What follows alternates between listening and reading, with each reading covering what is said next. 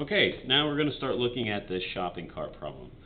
This is going to deal with friction when it's not, whenever there's an applied force that's not perpendicular or parallel to our surface.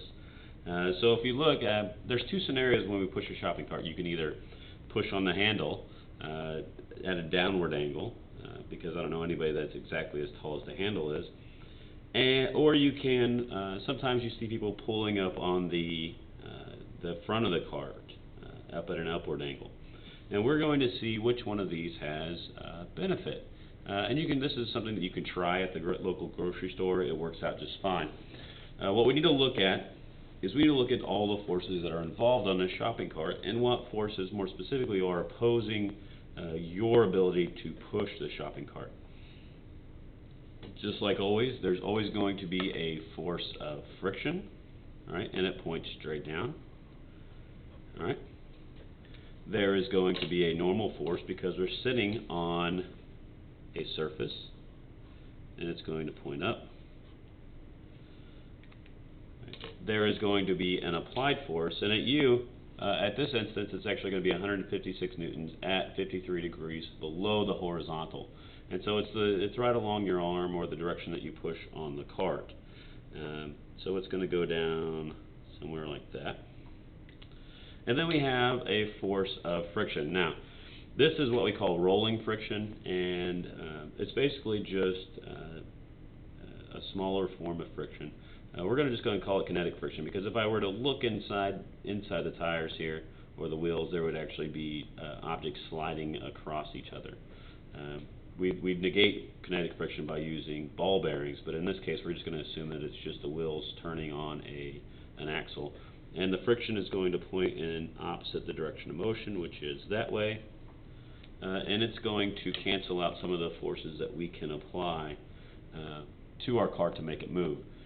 I have a couple of objectives for this problem. I want to find out the force of kinetic friction. I want to find out the net force on the cart. And then I want to figure out how much is the cart going to accelerate. So this is going to be a fairly in-depth process to get all three of these things. And in order to get these, I need to do additional calculations, which I'll show you here in a second. Let's go ahead and get started. In order to solve for the force of kinetic friction, well, I only know one equation that tells me the force of kinetic friction, and that is the force of kinetic friction is going to be the normal force times mu sub k. All right. I know mu sub k, it's given to me right here. It's just the ratio of the normal force to the force of kinetic friction. I have some stuff that I can use to find the normal force. In my free body diagram, the normal force, which is in red, goes up. The force of gravity goes down, and my force applied goes in this direction, which is 53 degrees below the horizontal. So if I look at this applied force, there's actually the parallel component, so that's force applied parallel. And then there's also the perpendicular component. All right, and that should go to the arrow. So right there's the perpendicular, force applied perpendicular.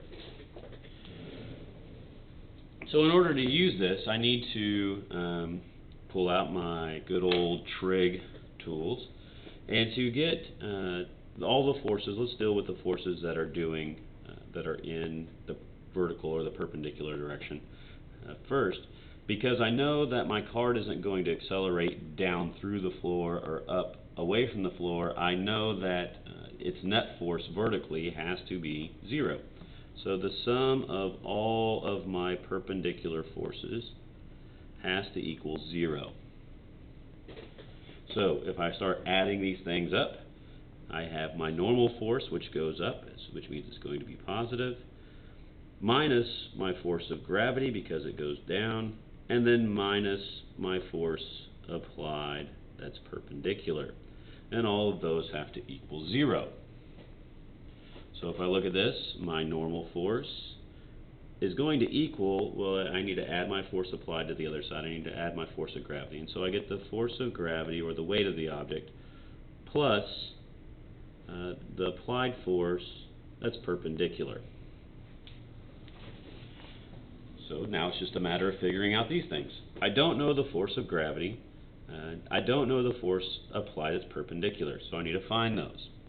To find the force of gravity, I've given you this equation numerous times, where the force of gravity equals the mass times the acceleration of gravity. And so the mass is up here, is 67.8 kilograms. So 67.8 kilograms times g, which is 9.81 meters per second squared down.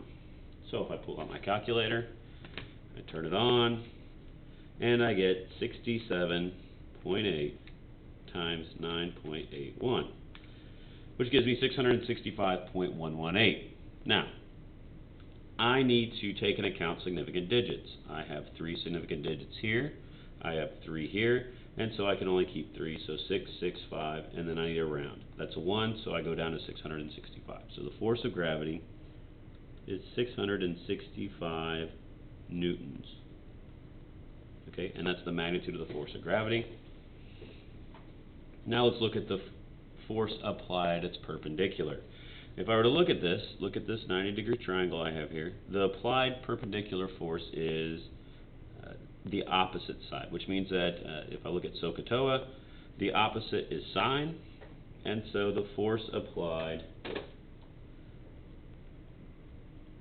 perpendicular is going to equal my force applied times sine of my angle. So in this case, my applied force, I can apply 156 newtons at an angle of 53 degrees. So 53 degrees.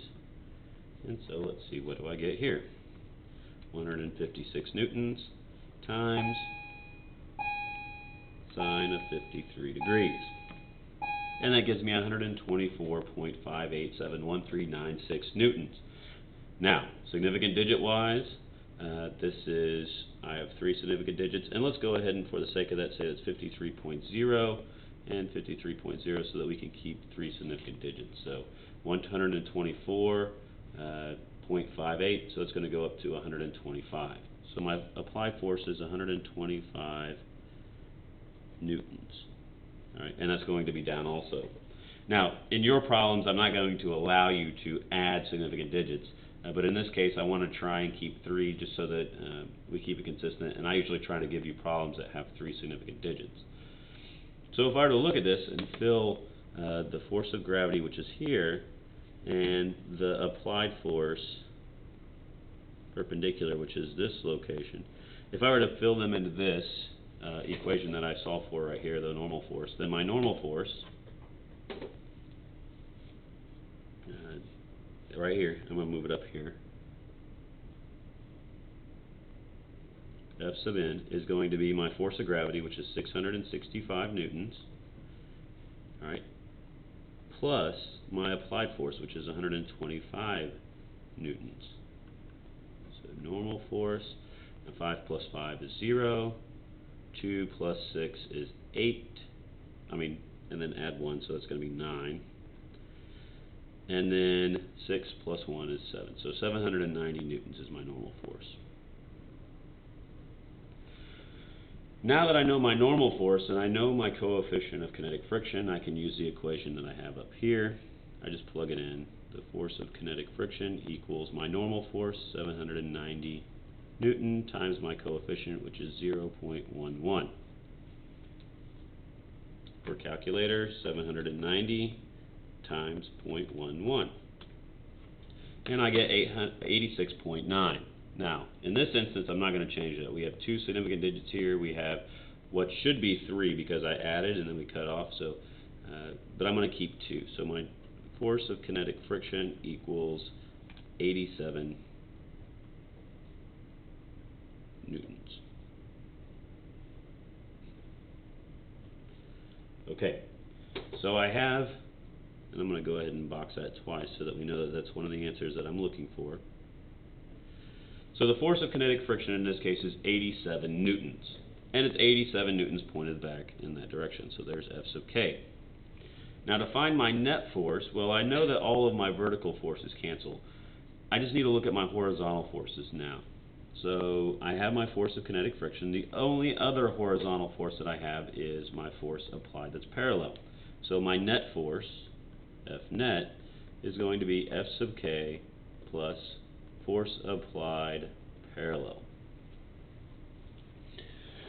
So let's work this out. I know F sub k. I don't know my force applied parallel, but I do have a triangle that's over here, and so I can use trig. I'm going to use cosine because it's adjacent, and I get force applied parallel equals 156 newtons cosine of 53.0 degrees. So calculator, 156 cosine 53.0, and I get my force applied of being 93.88. And so in this case I have three significant digits, so it's going to be 93.9 newtons. So there's my force applied parallel.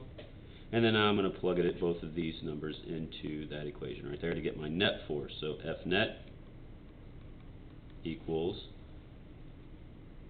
my force, kinetic friction force, 87 newtons. And that's going to be going to the left, so that will make it negative. And then this 93.9 newtons going to the right, which is going to be positive, so it's 93.9 newtons. And so now I just add. If I were to add these up, 93.9 plus 80 or minus 87 newtons, it gives me 6.9. Now in this case, when I'm doing my addition, I have to cut off at the last decimal point. And so it's just going to cut off at the decimal point, and so that's going to give me 7. So my net force, F net, equals 7 newtons.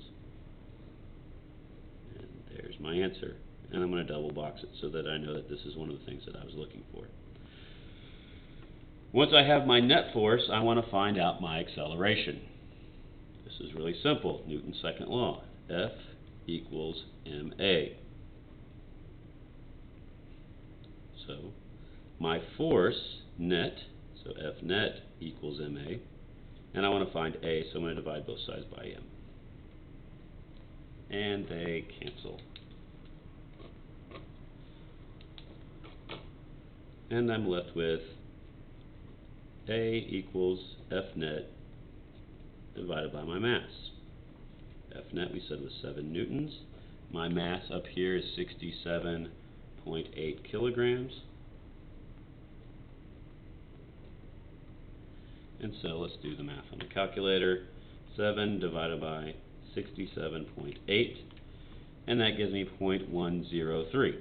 So I have one significant digit in this number, so I'm allowed to keep one. So my acceleration is going to be 0.1 meters per second squared, and that's going to be to the right because it's a positive number, and in this way I know that it's accelerating to the right. So there is our first problem, and it took more space than what I wanted to use, so I'm going to go ahead and pull out another sheet that I've already started, and it's just a copy of this one, so we'll reference both of these as we go. So now I'm going to move over to this one, and in this case I want to look at the bottom picture here. So if I look at the bottom picture, I now am pulling on the cart. So I'm going to pull with the same force, and so my force applied is going to equal 156 newtons at an angle of, instead of 53 degrees below, which is this angle, I'm actually going to be at 53 degrees above. So at 53 degrees above horizontal. Okay, so now I'm actually pulling up on the cart. The mass is going to stay the same, so mass is still 67.8 kilograms, and the coefficient of kinetic friction is still going to be 0.11. I still need to find the same three things: the force of kinetic friction, the net force on the cart, and the acceleration of the cart. And so we're going to see if it's easier to accelerate a cart by pulling it, than it is by pushing it. And so we can see, based on how much it accelerates, or what its acceleration is, depending on how much easier it is. If I were to draw my free body diagram, which is down here on the bottom, let me grab my markers again. I have the force of gravity. It's going to look the same. It points down like that. I have my normal force. It points up. I have my applied force. It points up and in that direction. And then I have my force of friction, which opposes motion. So, there is my free body diagram. Normal force, force of gravity or the weight, the applied force, and the force of kinetic friction. Once again, I'm going to need to break down my applied force into its force applied parallel and the force applied perpendicular. Okay. This way everything stays parallel or perpendicular to each other, and it's easy to do vector math with. So we're going to start off the same way as we did on this problem. We're going to find our normal force. So we're going to use the sum of all the forces that are perpendicular equals 0. Once again, the shopping cart in this situation is not going up or down, so it doesn't necessarily, so I know that all of the vertical or perpendicular forces have to cancel. So the sum of the forces perpendicular have to equal 0. So let's start adding those up.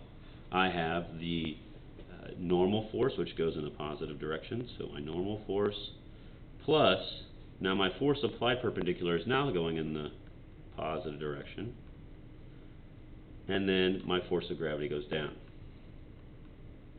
and those equal 0. So now my normal force, Fn, equals the force of gravity minus the applied force.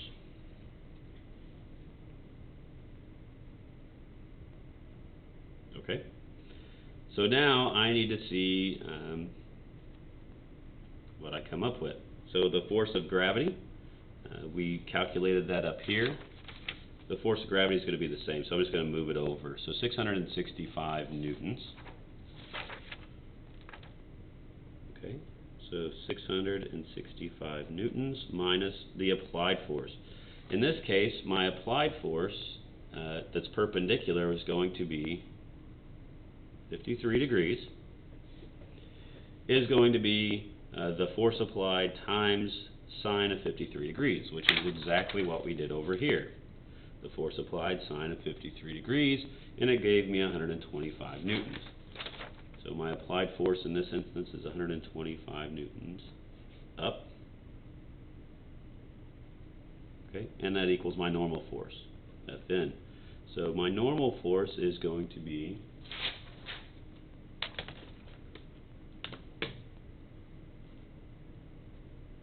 665 newtons minus 125.